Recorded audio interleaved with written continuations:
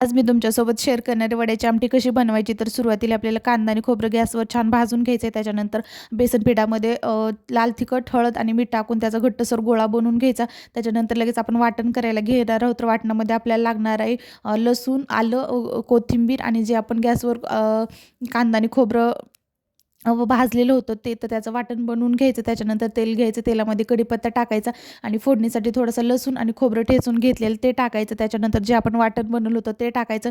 त्याला तेल सुटायला सुरुवात झाली की आपले जे घरगुती मसाले आहेत घरचे, म्हणजे काळं तिखट असेल, थोडासा गरम मसाला, धने पावडर आणि थोडीशी हळद टाकून आपल्याला ते पण छान असं तेल सुटेपर्यंत परतून घ्यायचं. त्याच्यानंतर त्याच्यामध्ये जे आहे ते आपल्याला थोडंसं पाणी टाकून, म्हणजे आपल्याला जसं पाहिजे तसं ते बनवून घ्यायचं. त्याच्यानंतर अशा प्रकारे जे आहेत आपल्याला त्या बेसन पिठाची पोळी लाटून घ्यायची. त्याच्यावरती जे आपण वाटण बनवलं होतं ते वाटण लावायचं. त्याच्यावरतीच थोडंसं जे खोबरं आहे ते खिसलेलं ते टाकायचं आणि वरतून थोडीशी कोथिंबीर टाकून अशा प्रकारे त्याच्या वड्या बनवून घ्यायच्या आणि मग ते उकळी आल्यानंतर त्याच्यामध्ये सोडायच्या.